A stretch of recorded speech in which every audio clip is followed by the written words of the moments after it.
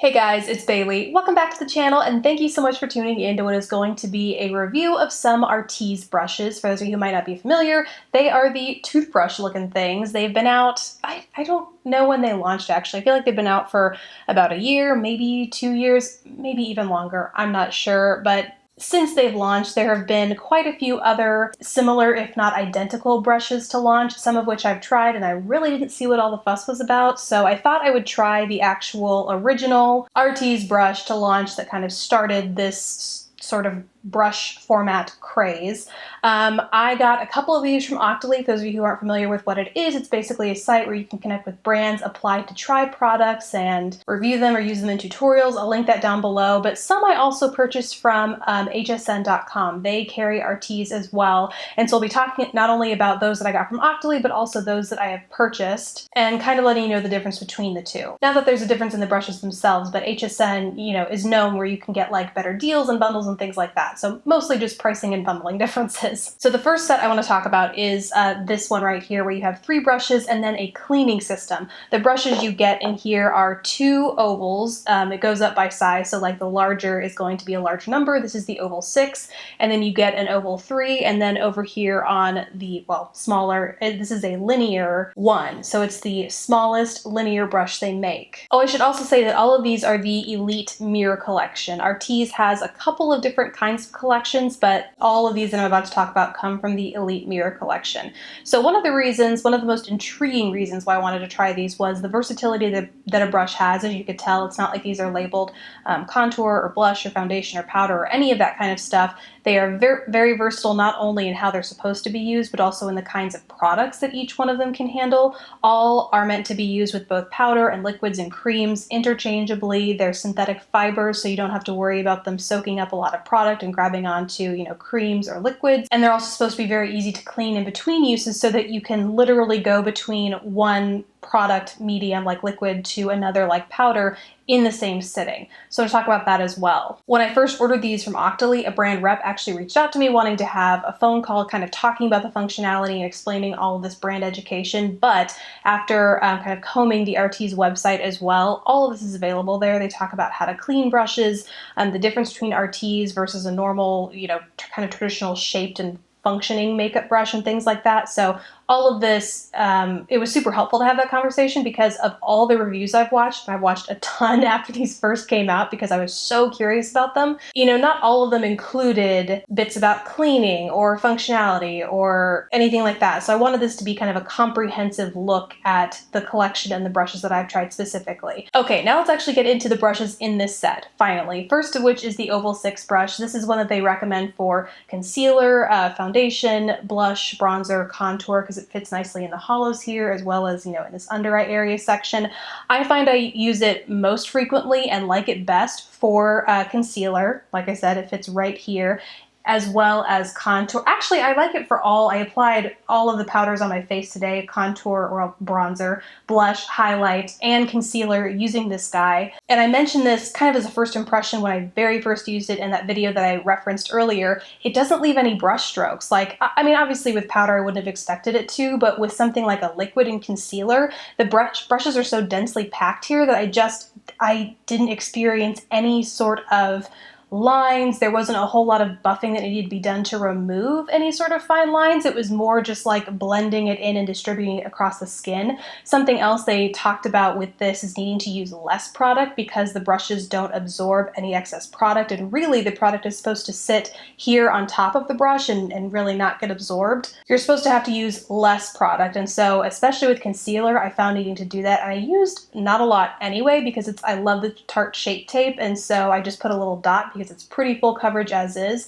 and that goes a really, really long way when I use these. I mean, it went from like when I use my finger to blend it in and I just kind of stick to this area. When I use this brush, it's like pulling it down into like that V, and it goes all the way out here. Like, it really helps distribute that product without needing to worry about blending brush strokes. One trick I find that's helpful in working with powders in these is circular motions. They do say never tap with these brushes. I don't know why that is. It's just you might get that like a stippled effect, like, and see those individual dots on your skin. I'm not sure why that is, but just from personal experience, I have found that these small circular motions when applying contour is just gives you this flawless application. It picks up a lot of product, so no matter what kind of powder you're using, a slight tap into it and you will have plenty on your brush. I go in and start where I want the most intense color. So for contour, I start way back here and then I start working in circular motions from that point, and that just gives like the best application. And then I work the same way with blush. I'll start like at the apples and then blend out from there,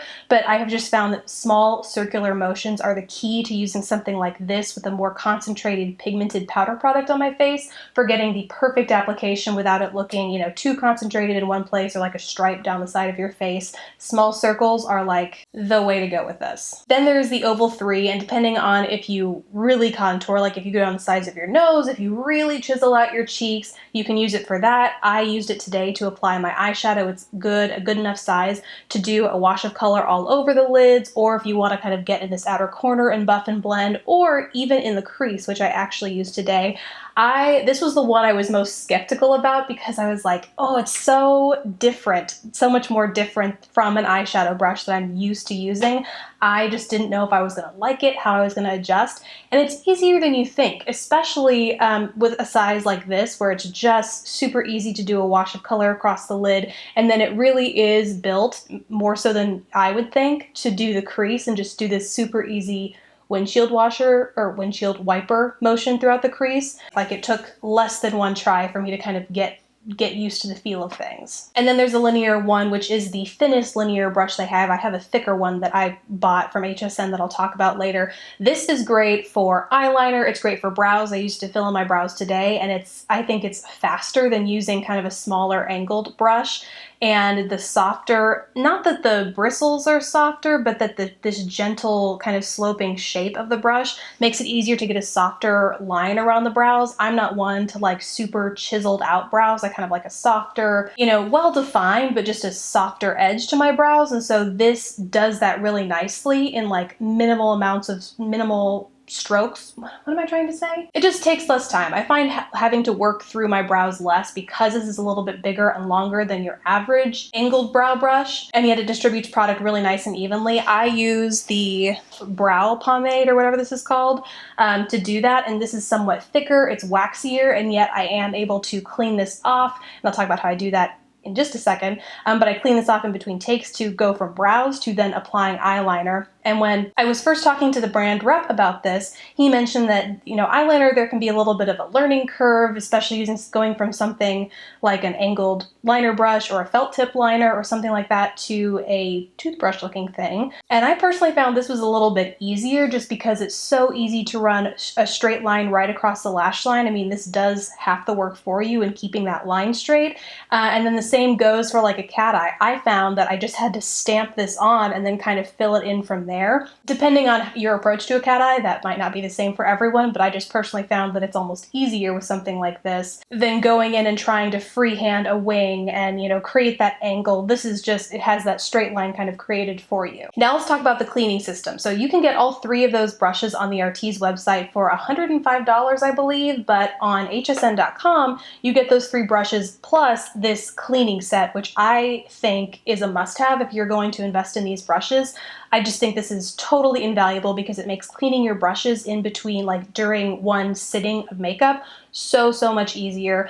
So basically what this is a cloth that you can run your brushes over, wet or dry. Honestly, I've been using this not just for my Artis brushes, but also for any other brushes that I want to kind of clean off in between colors or shades or sittings or anything like that. So you just dust it off on there, and it acts kind of like a color switch, so you can go in with a new color. This is washable once you find it gets dirty, as mine kind of is right now. You take this back off, and then this just has an elastic, so you just take this off, you throw this in the washer, and then I asked how many washings it would take before you buy a new one, and he was like 5 or 6, and it all depends on, how quickly, like what settings you wash this on, how quickly you find it degrades. I mean, there are lots of different variables, so 5 or 6 might be for some people, whereas, 10 might be for others, I guess. And I have not washed mine to know how it fares a wash, but I do really like this concept of this exchangeable kind of cloth system. So you have that, and then you also have this foaming brush cleanser, just as brush cleansing foam. And the idea behind this is that you dispense some on this pad, and then you take your brush, take a little bit of the foam, and then you rub it across, so you not only get the product off, but then this is also a sanitizing agent as well. I love this because, I mean, obviously it sanitizes things, but it's one of those where, kind of like the Cinema Secrets, the blue, my favorite brush cleanser ever, it dries almost instantaneously. Like, you don't have to worry about needing to set your brushes out all night, and then when you go back to use them again, they're still a little damp. This dries super quickly, so even if you did want to use it in between, like switching colors across your eyelid, they're going to dry very, very quickly, so you can do that. If you want a more intense and deeper cleanse, and they talk about this on the website, they have like tutorials where they show you what, you know, a brush that really warrants having a deeper cleanse looks like, and then they show you how to do it. They recommend using Dawn dish soap. I haven't done that kind of cleanse with any of these brushes because, you know, I've only been using them for 2 weeks. I haven't built up enough product on them, and I really have been good about cleaning them, like doing the spot cleanings on this thing, that they just haven't needed them yet. But they have tutorials on that. You can totally do that. And then something interesting, when I asked about how to store them after doing a deep cleanse, is you don't have to worry about storing them upside down. Like, you can store them any which way as they dry, which, unlike a regular brush, you have to make sure that you're not storing them right side up so that water can leak into the ferrule because it degrades the glue and then your brush falls apart faster.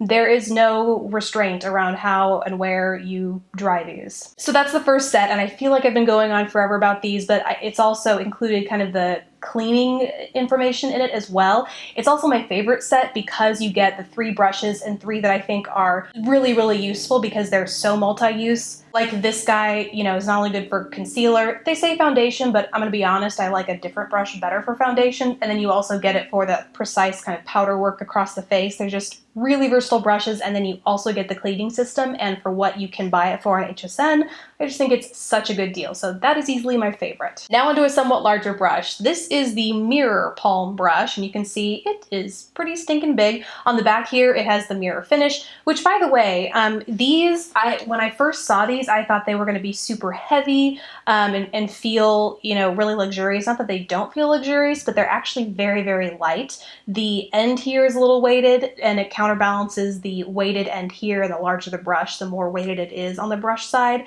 But these are far less heavy than I expected them to be, and they actually have a little bit of flex in this neck area. So this is the wrong brush to do that with, but you know, if you're like going and buffing it across your face, you have a little bit, it's not like there's the stiff, rigid kind of thing that you're working with. I don't know if anyone was curious about that, but I was. When I first saw these, they just looked like really heavy brushes, and they're not. Back to this guy though. So this was really interesting, and this I got from Octoly as well. I was interested in this because you know my love of a good big kabuki brush. I've been talking about them, I feel like, for like the last couple of months now, because I just love how quickly a brush like this blends product in, and in some instances how useful it is, not just for the face, but for the rest of the body as well. That is exactly the case with this. And I feel like I should actually reference the major brush that I'm talking about here is the Real Techniques B05. This is the one that I've been loving for powder across the face. This powder blue collection, though, is specifically formulated for powder, whereas this guy from Artis, again, like all the other brushes I have talked about and will talk about from this line, is made for liquid and cream. And this one in particular, I was a little surprised. When I was talking with the rep about this brush, he recommended it for, you know, obviously you could use it for foundation, and unlike the powder blue, this one actually has this tapered or oval section over here, so it's a little bit more attuned to getting into this under eye area if you were to use it for powder foundation. So you could obviously use it for that, or down the neck if you wanted. But in terms of use for body application, he was telling me, you know, lotions, sunscreens, body oils, even self-tanners. I've only tried it with body lotion so far, not self-tanner, but that kind of shocked me because I thought, self-tanner stains everything. I mean, that's kind of what it's supposed to do, and so it just shocked me that you would use a self-tanner with something like this, but it's recommended to do that. So if you don't have a mitt, or you just want something a little bit more permanent to work with than a mitt, because I know I've had more mitts than I care to talk about just like disintegrate on me as I'm working it into my skin. And so if you want something that's a little more stable, a little sturdy, you know, you can use this to work it in and then go and use it with something else. It's not like that's all you have to use it for. But yeah, I was really impressed with how versatile this was. I do find myself using this less though, just because I tend to be a little negligent when it comes to applying body lotion or body skincare period at all. And so I tend to gravitate towards this next brush that I'm about to talk about actually. It's the Oval 7 brush. By comparison here, you can see compared to the Oval 6. I like this because, you know, it's a little bigger than that Oval 6, so it's just a little bit faster to apply foundation all over the face. You can still get the same functionality in terms of applying powder products to the face, a little bit less precision, but it's also a little bit smaller. Well, it's actually quite a bit smaller than the Palme mirror, so you can be a little bit more precise when you want to. This is less practical for body work, but like I said, I tend to be a little negligent when it comes to body work. So, but if you find that you would get more use from this would double as your foundation, and then all the other body stuff you kind of want to do, even if it's just applying like highlighter to your shoulders or, you know, bronzer all over, contouring your collarbone and décolleté area, that's another thing this would be good for. I just find that in terms of functionality and multitasking, that the Oval 7 kind of does what this would do and a little bit more on my face as opposed to the rest of my body. So now onto the final two brushes I got. These I got from HSN individually as well. I wish they sold them in a kit. HSN actually has a couple of different kit combinations, so I'd recommend looking at the website in case you see any combination of these that aren't already sold together, or you want a couple more in the cleaning kit. They have a whole bunch of different combinations that you can look at there, including this really sexy looking brush storage system where it's like this acrylic and they all sit facing. Oh, that's my next temptation there, but that's besides the point. Let's talk about these brushes. The first of which is the Linear 3. So let me go pull the Linear 1. And by comparison, you can see here the Linear 3 is quite a bit larger, quite a bit thicker. Between the two of these, I would say that the Linear 1 is a little bit more practical because it's the right size not only for brows, but also for a little bit more of a subtle wing. And it's a little bit easier to control because of its size. So if I were to have to pick between one, I would go with the Linear 1. No question, just because while I am glad I got the Linear 3 to see the size comparison, I would easily recommend the Linear 1 to anyone kind of asking which one is better or offers more functionality. I think a lot more people are going to get better or more use out of, at least in terms of day-to-day makeup, going to get more use out of the Linear 1 because it's small enough to fit a wide variety of eyebrow sizes, whether or not you have a little bit of eyebrow to fill in, big eyebrow to fill in.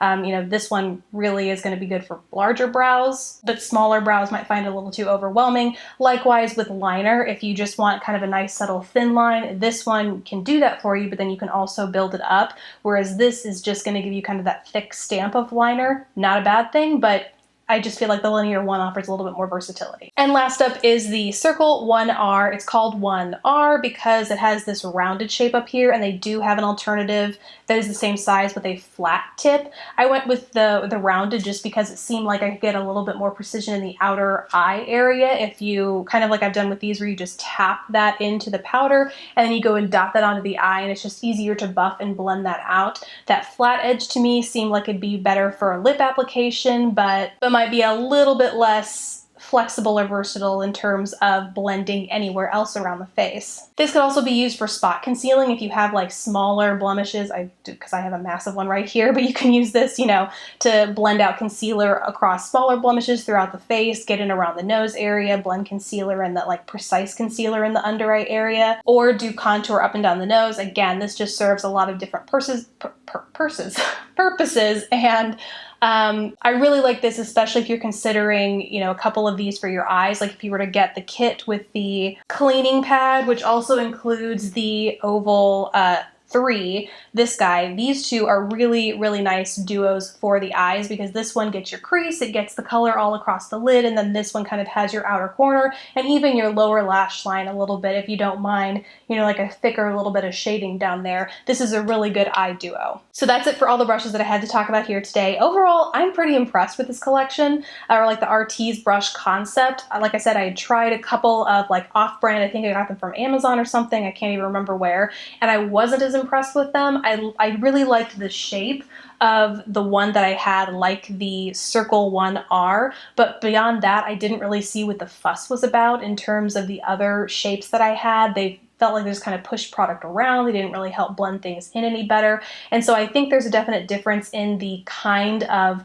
brush and bristle and just how it treats the product and how it kind of floats on top with these versus not so much with the others that I tried. There may be others out there like this at this point. Like I said, these have been out for a while, and so there have been quite a few very similar, if not identical, launches. But from my experience and those dupes that I have tried before this, these are just leagues better. I don't think I'll reach for all of these in lieu of like a normal, you know, kind of traditionally shaped brush, but there are a few that I think will stick with me like everyday new favorite kind of brush sort of thing. And those are the Oval 7. Love this for applying foundation all over the face and concealer. The Oval 6, again, I love this for blending in powder product across the face. And the Linear 1, it's just between the brows and the eyeliner. You could even use it as lip liner. These are just the three that I find to be the most versatile and the most useful for me. And those that I think will withstand the test of time for me on a daily basis. I'd love to hear what you guys think. Have you tried these brushes? You know, which ones do you like? How frequently do you find yourself using them?